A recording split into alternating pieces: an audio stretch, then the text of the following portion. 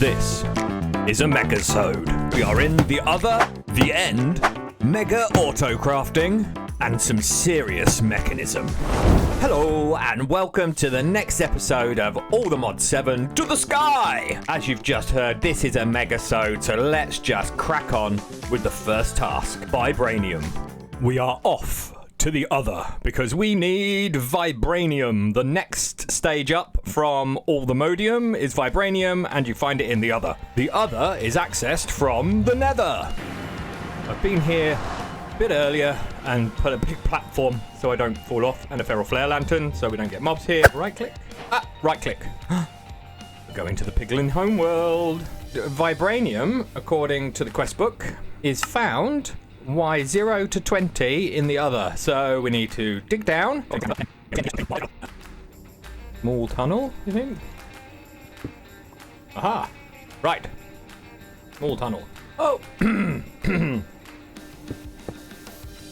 We can now hunt.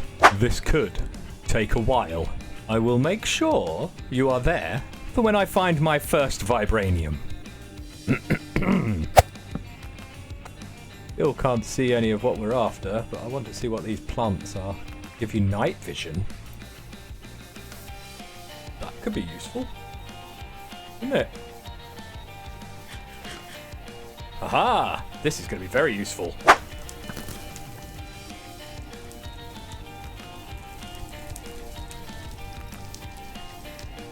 That it? Oh yes! We found it! Just gonna be one.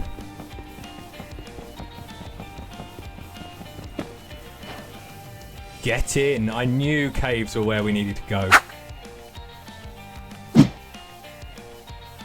Get in. We have our charm, so now I'm just gonna hunt as much of this stuff as I can. Once I've found a load, I'll show it all to you.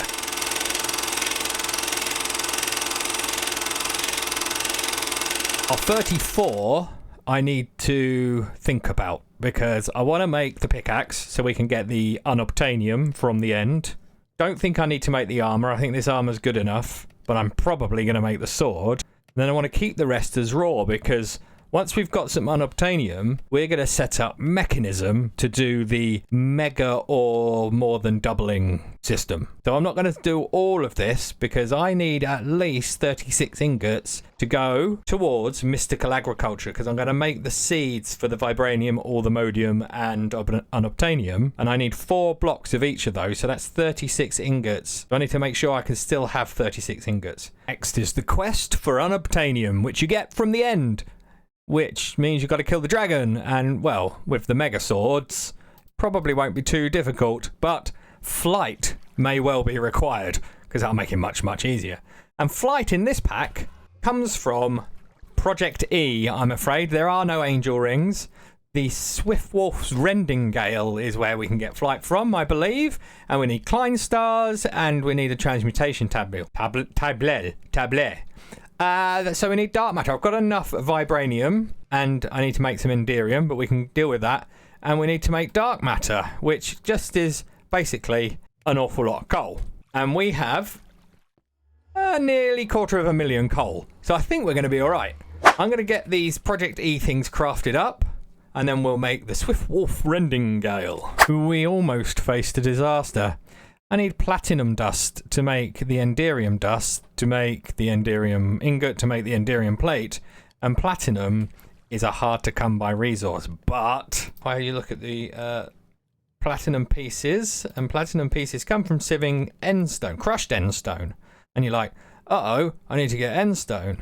Well, Crushed Endstone comes from normal Endstone, and normal Endstone comes from glowstone on lava. Very similar to the netherrack. So I have added to our netherrack processing glowstone. So this is the netherrack, and this is the glowstone, and then we're crushing the endstone into crushed endstone and sieving it in the same sieve. And now we're getting platinum and chorus fruit and ender pearls. Woohoo! So now we're getting platinum. And the rest of the logic all works. So platinum now comes into this one when it's got enough pieces. We've got platinum coming in here somewhere. There you go. There's platinum pieces. Right, that will now go into a platinum ore, and that platinum ore will then come into here and get processed and go up into, I've added drawers, so we've now got 8 platinum. Basically, we can now make the Enderium. Right, back at it. And we have the transmutation tablet. Awesome. Where shall I put this in my whole crafting arena? Shall I put it on top of there? Look, that looks quite good. Right. So I don't know whether you know much about this, but basically you can charge it up with a load of EMC. You can teach it all the things you want to teach it, and then it will give it to you based on how much EMC you've got, i.e. something to do with matter conversion. What does have EMC? If we do a hash I looking at the tags EMC, we can see all of these things have EMC. Nether quartz. We've got a lot of nether quartz. And now if I pop you there, and if I put that in there, it's now burnt it. And I can now just chuck all of this in here. And we've got 1,000,000 EMC all of a sudden. So now if I get something like netherite ingots, and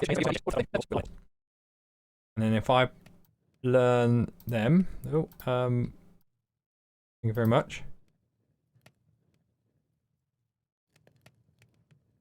That's now learned. So I can now get more out. Put them back. I can even put this lot in there. And we've got 3,000,000 EMC. Now I'm going to actually keep the netherite ingots. Well, I have managed to make the kind of 3rd tier of Kleinstar. So you make 4 of these to make one of them, and then 4 of them to make one of them. And because I've got so much coal, I can make tons of this stuff. So I've got the 3rd tier, and I've got 3,000,000 EMC in here. And I believe if I pop him in there, he's now holding 800,000 EMC, which is pretty good. We have creative flight. Yes. That's so cool. That's so cool. Right. Now we can get on and go to the end. So to get to the end, we need to make an end cake, which we can make. We have our super sword, our super pickaxe. We've got creative flight.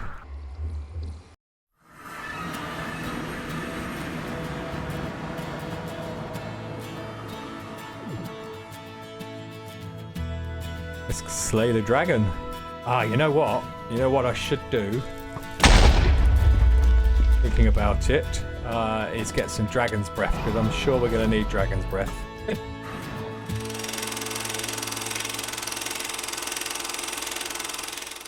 One quick side project before we go to the end to go and collect loads of stuff is I've set up an ender tank, ender chest linked to an ender pouch. So, by rights, if I put something in here, say this mundane potion, that would have actually gone into the system, because when I open that, it opens the chest. Look. See? So that mundane potion should now be in here.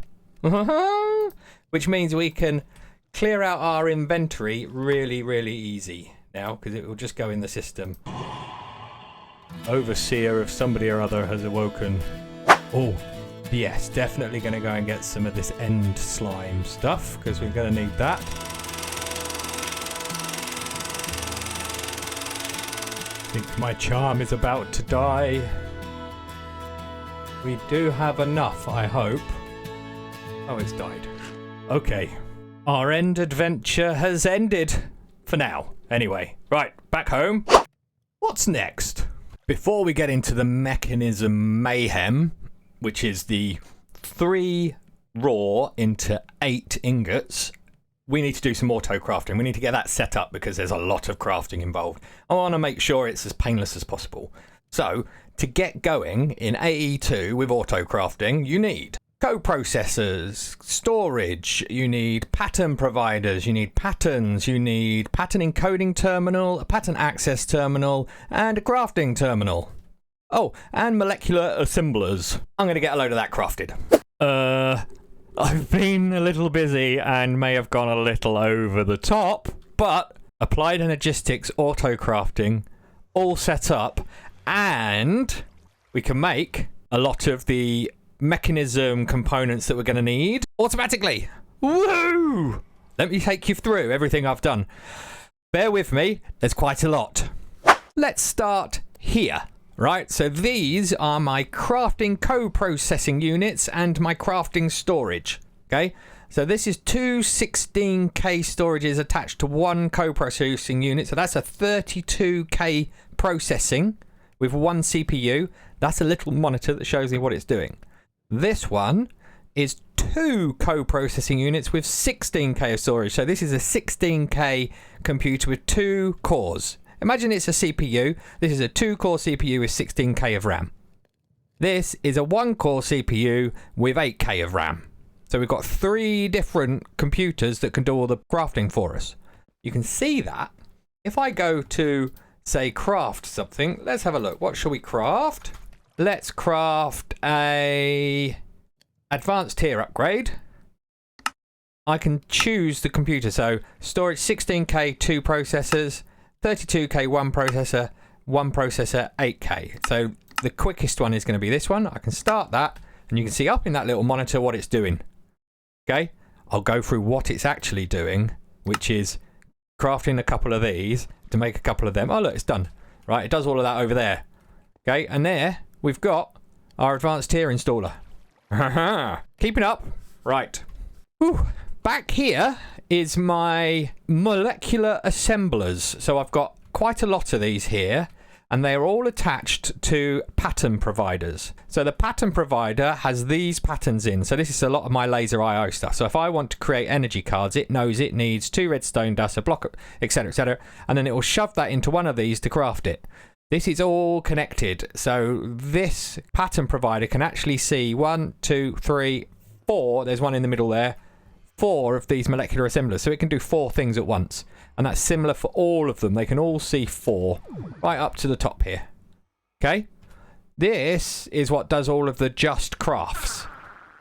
This pattern provider is connected to a gold furnace, so this one has things that need to be made in a furnace, like glass and our logic chips for laser IO.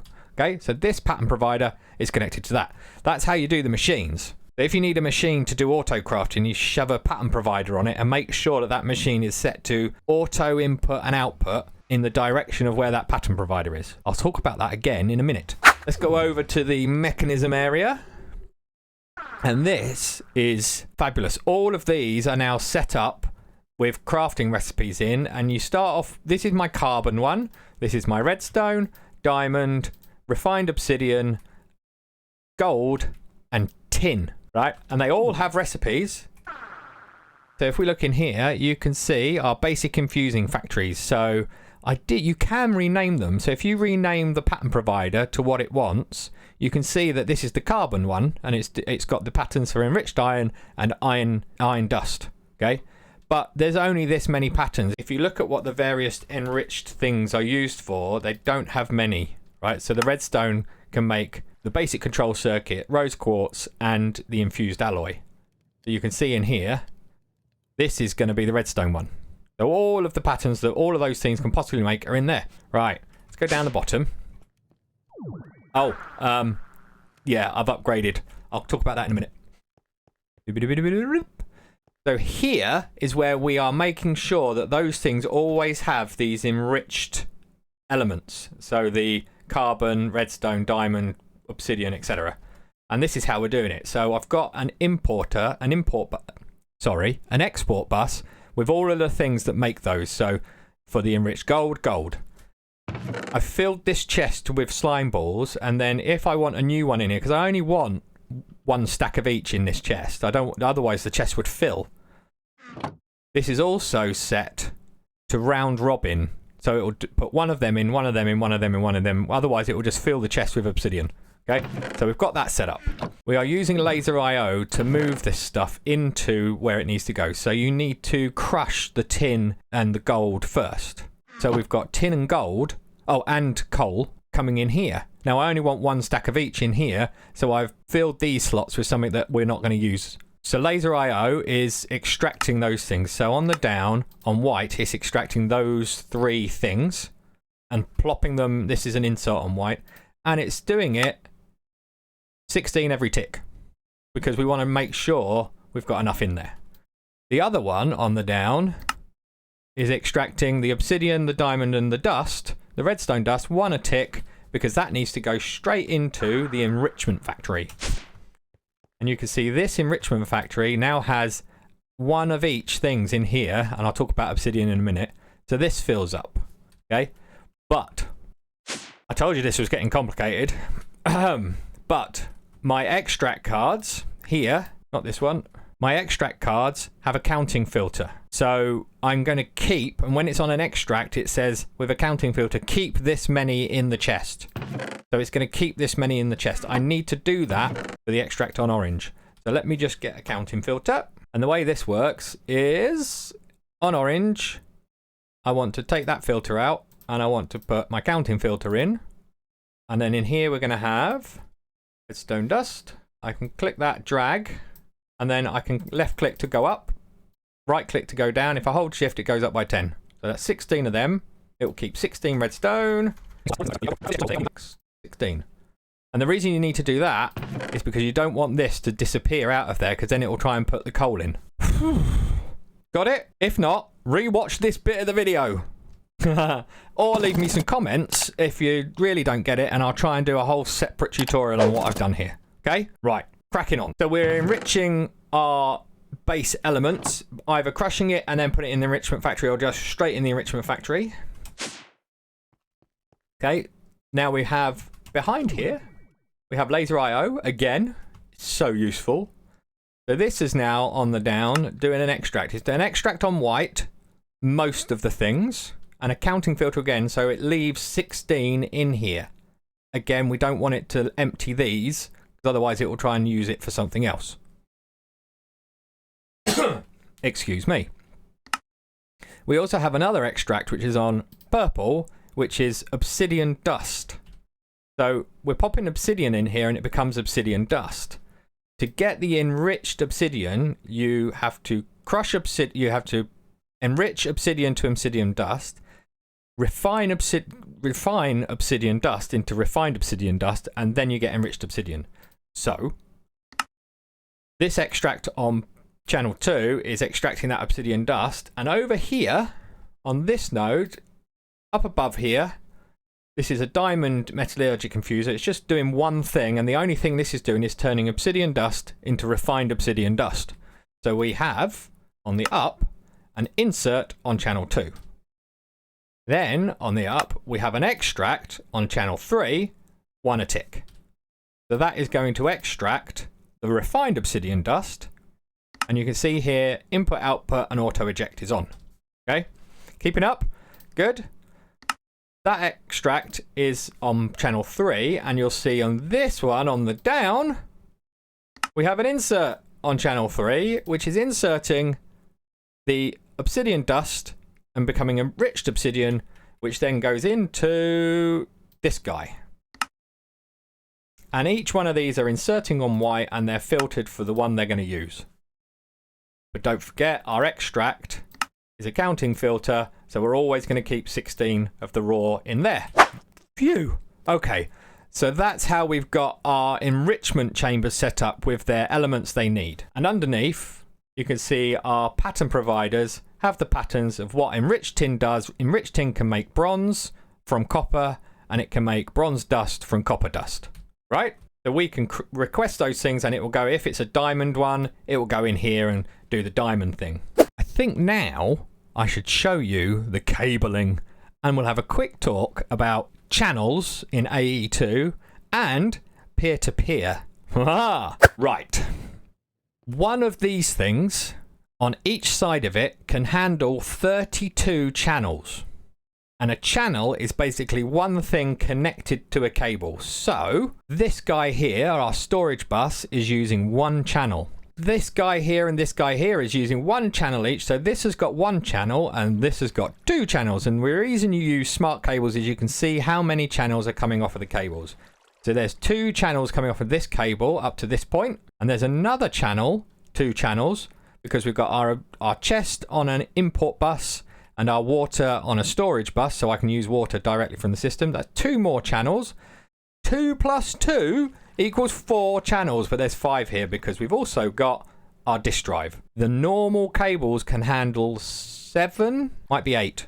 The fat cables can handle 32 channels. 21 there. There's 1 channel here for our import bus of the lava.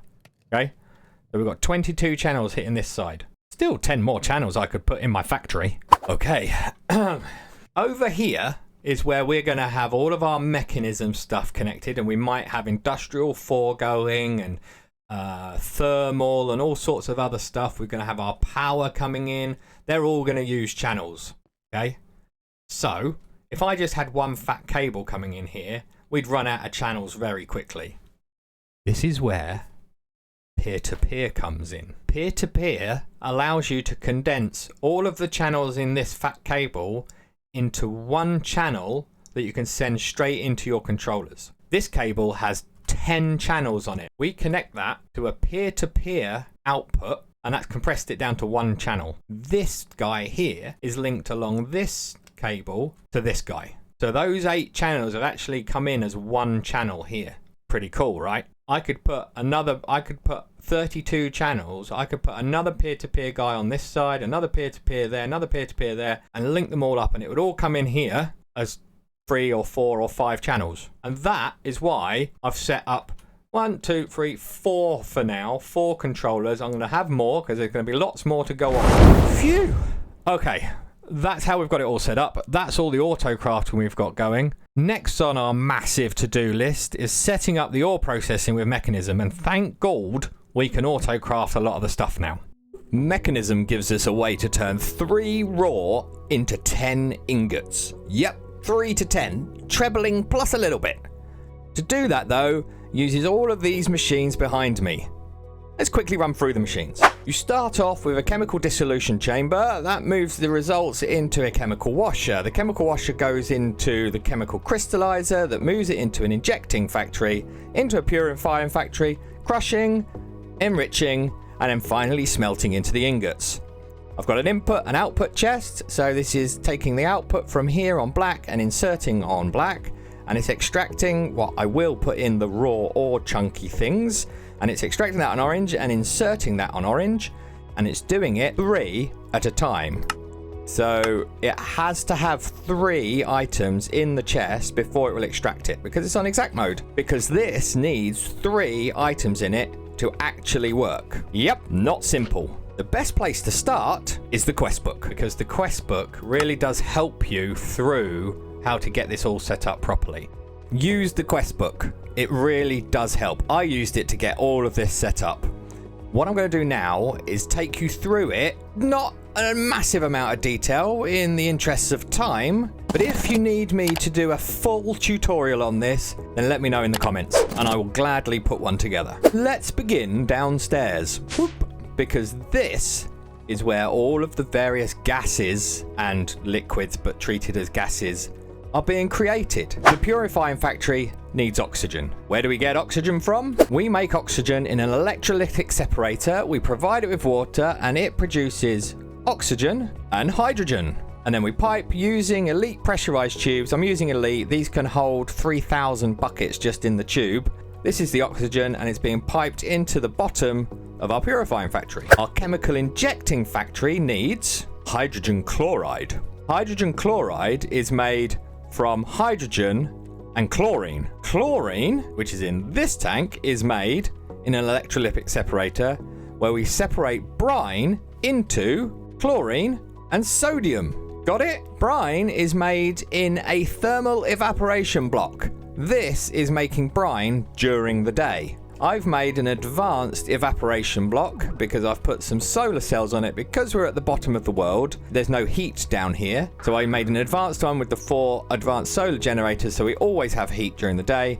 This produces the brine that then goes into here and separated into the chlorine and the sodium, and the chlorine and the hydrogen get turned into hydrogen chloride. Right. The washer's easy. It just uses water, and I've got a sink down there extracting on blue, and I've got the things that need water inserting on blue laser IO. That was the simplest thing to do. But this guy needs sulfuric acid. Ready? Okay, I am. This is the pipe with sulfuric acid in, but sulfuric acid is a 1, 2, 3, 4, 5 machine, 4-step process. So we are pulverizing the sulfur we get from sieving into sulfur dust. Okay, we're using a logistical transporter to move that into a chemical oxidizer that is turning the sulfur dust into sulfur dioxide. We're actually doing chemistry. Sulfur dioxide is then pumped into a chemical infuser that is taking oxygen that we're making over here, and I'm outputting from the bottom of this guy over here. The chemical infuser is taking oxygen and the sulfur dioxide to make, yep, sulfur trioxide. We're adding a bit of oxygen, sulfur trioxide. It really is chemistry, I promise. The sulfur trioxide I'm storing in a tank eventually, and we're moving that into another chemical infuser where we are infusing the sulfur trioxide with water vapor that we get from a rotary condensator, i.e. it's turning water into water vapor, and that produces sulfuric acid that we're storing in a tank eventually, and then we're pumping up to our chemical dissolution chamber. And that is it. So we can see if I get a stack of osmium, I've got raw osmium, whoop, get 2 stacks. And we get to really see it in action. And I put my 2 stacks of raw osmium in here. It's extracting 3 at a time, so it's always equaling 3. This is producing dirty cobalt. The dirty cobalt is going into here through pipes, and that dirty cobalt is turning into clean cobalt. The clean cobalt is turning into cobalt crystals. The crystals are turning into shards. The shards are turning into clumps. The clumps are being crushed into dirty dust. The dirty dust is being cleaned into cobalt dust, and the dust is being turned into ingots. And we are getting ingots by the bajillion. Make sense? That was 2 days of work compressed into not many minutes. Like I said, leave me a comment if you need me to do a full tutorial on it. I have already processed my all the modium stuff, and you can see we have got 180 odd all the modium ingots. We've got 77 vibranium. We've got 61 unobtainium, which means we can make those seeds and get into mystical agriculture. But we have something urgent to deal with first. That is going to be in the next episode. So make sure you subscribe to not miss the next episode, because it's going to be a real doozy.